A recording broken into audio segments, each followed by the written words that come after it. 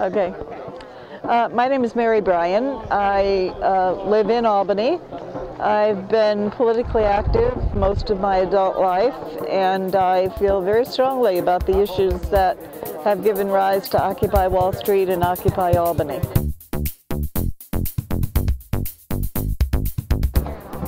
When I became aware of Occupy Wall Street, it didn't seem to have the relevance to my life because I'm not a Wall Street investor. I don't have big bucks and big banks.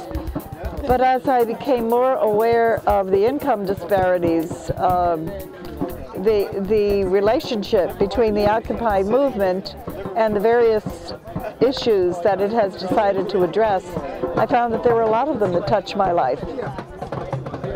For instance, as a person receiving Medicare and a person with health issues, I find that my quality of life is continuously diminished by the rising cost of prescription medication, the fact that New York State has practically gutted EPIC, which was the program that assisted elders with their prescription insurance coverage. I see people here there are many professionals here who are here on their off time, but there are also people here because they're qualified and willing to work and they can't find jobs. And there are people here who would love to be in college, but it has become almost unaffordable. So there are so many issues, and when we talk about class warfare, I think one of the things that disturbed me most was when I discovered the growth in the income of the highest percentage of our citizens, as opposed to the growth in the number of poor people. Just in this week's newspapers, they published an article about the enormous growth in the number of the poorest of the poor. And that's unconscionable in this country. You know, we're sending shiploads and boatloads of, and I think that's good to help people in other countries who need help. But charity begins at home. And we really need to recognize the poor among us. Hi, well, my name's Dan Kelly, and I consider myself a member of Occupy Albany. And that being said, I can't really speak for the entire organization because we have a very interesting and extremely democratic way of making decisions, in that our General Assembly, which means anybody who's here who shows up makes all the decisions for our entire organization. One of the reasons I'm here is because I'm a union member, and I've worked as a public employee for almost 20 years now, and I really feel that what happened in Wisconsin last February, for me was the last straw, when there was an effort made, and at least partially successful, to basically remove all the union rights of the public workers there. So, and now, although I've been an activist in previous times, that was what really got me standing up and wanting to make a commitment. And I'm really glad to be here, because what we're doing is in my opinion, is creating a community based on sharing and based on democracy as a way of showing, yes, there is an alternative. My name is Andrew Kennefick, and I am here in support of everybody else that's here. That's one of the easiest answers, I think, that comes to all of us. It's just it's very hard to pin down why we're all here. But when you're here at 5 in the morning holding signs at the road in the middle of the snow, and then camping in a tent in the middle of a park for some kind of reason that overall is swelling up inside everybody, it says a lot more than being able to pin down one or two things. I mean, for everybody who's actually seeing what's going on across the world, if you were seeing the protests in about, I think, 190 different countries on October 15th, there's like 300,000 people were out in Madrid. It's that kind of spirit that's pervading everywhere across the country, where it's some of the same stuff that's always been there. There's a lot of question of, like, what is it that it's new? And it's massive, massive income inequality. It's massive living inequality. And it's something where everybody has different specifications and different reasons. Some people are here specifically for hydrofracking issues. Some people are here for other different ethical issues. But overall, I think a lot of it comes, and for me and many other people, it comes down to the fact that we actually seem to have the ability to communicate and to come together in this big thing that has been kind of getting together in all of us, and now we actually have this giant platform and outlet that we're creating in a way. So one of the most immediate things is just the fact that we're organizing and getting together in a large group of people, which could not have happened before in the same way. But I'm here because I'm here to A, support the movement, B, I'm in the facilitation working group and in the medical working group. I'm an LPN student nurse. So we're forming a medical unit to help people in crisis every day, and we have to train in our street medics in tear gas and pepper spray, and it's all nice when things are good, but these things can turn pretty quickly. You know, when the police decide that they don't want you occupying anymore, this can go a whole other way.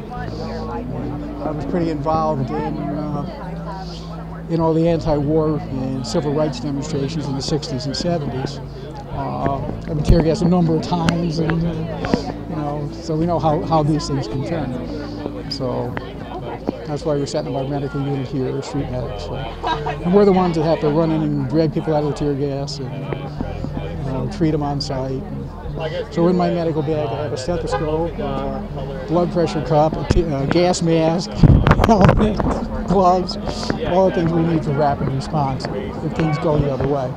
And we're here every day to treat normal trauma. You know, people fall, they cut themselves, they hurt themselves. We have somebody on site to help them. My take on class warfare is that it's a term that's being thrown around by a significant amount of people in a really negative way, as if, you know, I mean, the class warfare in some terms, and you know, like they try to use it in the terms that us gathering here is class warfare, and we're trying to come and take down the rich, and we're going to storm the Bastille and things like that, where it's not like that, you know? I mean, it's not like everybody here is against millionaires or against something like that. It's against fundamental injustices. It's against the fact that, you know, we had a massive bailout to the banks that was taxpayers. That's all of us. We're not even really going to be seeing the ramifications of that in the heaviest way until the next number of years, you know? And in a certain way, that kind of class warfare is already happening in the way that millions of people are suppressed in seriously heavy ways that have been going on forever. And you kind of look back like 30 years ago and up till now, and like, you know, it's easy enough for us. I'm only 26, so I wasn't alive 30 years ago, but we've gone through so much history revision and textbook and all that, and it seems that so many of these issues would have just kind of grown up and been taken care of in a way by now. And so it's almost kind of funny looking back and being like, oh, 30 years ago we had these same problems, and now here we are 30 years later talking about the same problems. But now we at least have the mass communication, and we at least see that there's a legitimization now to coming out and doing this kind of thing, instead of just like, oh, protests don't really matter. What are you going to do at a protest? You're going to stand around and hold signs, which is an easily pervasive attitude with these things. But it seems that now we have a significant, stronger attitude of like, you know, this is a good thing to do. This is an okay thing to do. The amount of support that we actually have from people coming down here who might not be able to be here, but I mean, you hear all the car horns honking. I mean, for every get a job, you have like 100 car horns honking, you know? For every dirty hippie yelling, you know, somebody yelling that out of a car, you have people stopping by and dropping off food and space blankets and wool socks and saying, how can I help you? What do you guys need? Well, you know why we call ourselves 99%? Because 80 to 90% of the world's wealth is in the hands of 1% of the population. So to redistribute the wealth fairly, we have to change the way the government does business. I mean, we have a process in place to do that. It's called the electoral process. But we need the numbers and the strength to change that to make it work. You have to stop government intervention with lobbyists, you know, that own all our senators and congressmen and put forth corporate interests before the people's interests. Now, this isn't a democracy we live in, it's a republic. So being a republic based on democratic principles, we have to use that process to initiate change. We can't expect anything to happen. The people have no voice until we change that process. We need to do away with the Electoral College and get back to a truly democratic system. That'll be more democratic. Our elected representatives can't be bought and paid for by corporate interests, which they are, so term limitations on Congress would be a good thing. What happens with these movements generally, in the beginning they try to ignore us and hope we'll go away. Then, as we get bigger and more organized, they'll use force to try to crush our will. And then after that, leaders will emerge from the 99 that we can back and support that have the values of the people, and we can put them into the electoral process, vote out all the incumbents, and put in a different system that aren't owned by their corporate masters. Until then, the people really don't have a voice.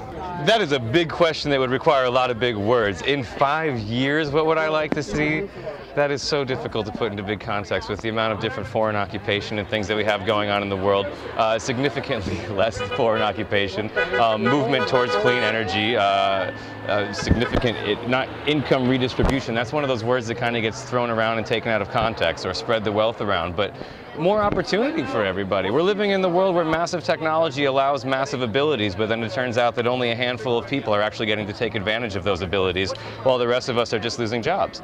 And that's something that we're not here to overall bring so many big solutions to the table so much as to kind of expand the cracks that are so far developing in the structure.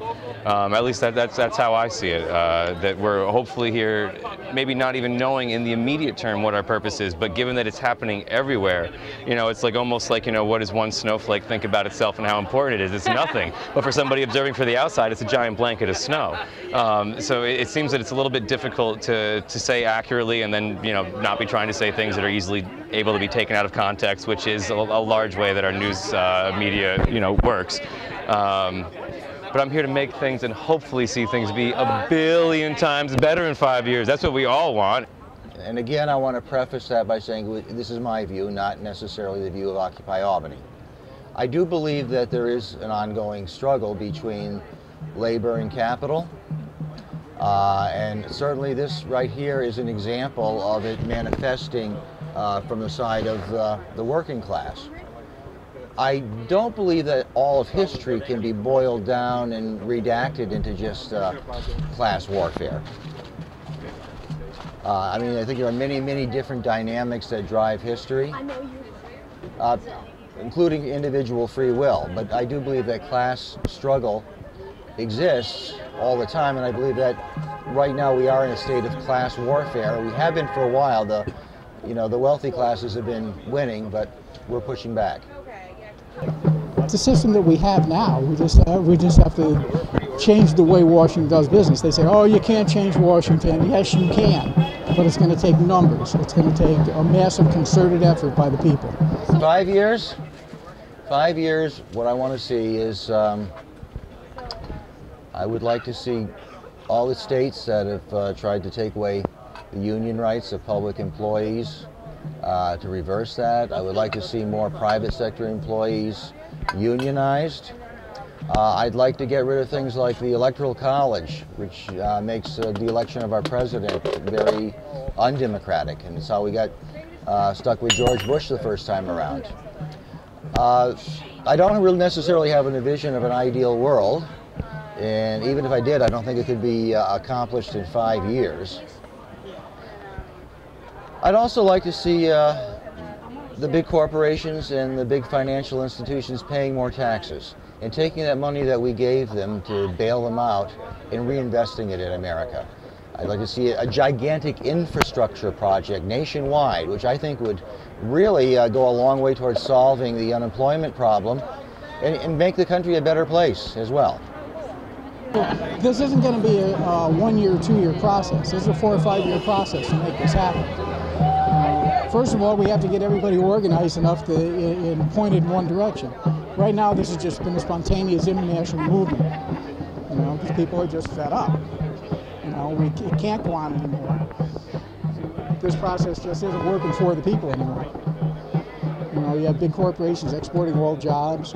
Now, we're not concerned with international corporations. We're concerned with national corporations and taking care of our people here. Well, we've started. I think that the fact that you see things like the Move Your Money Day today, the banks have to recognize that. They realize that, yes, they will start to impose other fees and they'll find other ways of recouping the income. But I guess my answer to people when they say, what is your, even 5 years is short term, But when you look back on the civil rights movement, in the early 1960s, I lived in segregated housing. I lived in the South. I never even questioned segregation. It took a long time for that consciousness to rise. Go back 20 or 30 years, and gay rights was something that people thought that, you know, those demonstrations were off the wall. All of the anti-war protests. So things start small, they catch on, they spread, and if they really touch the hearts of the people, they have staying power.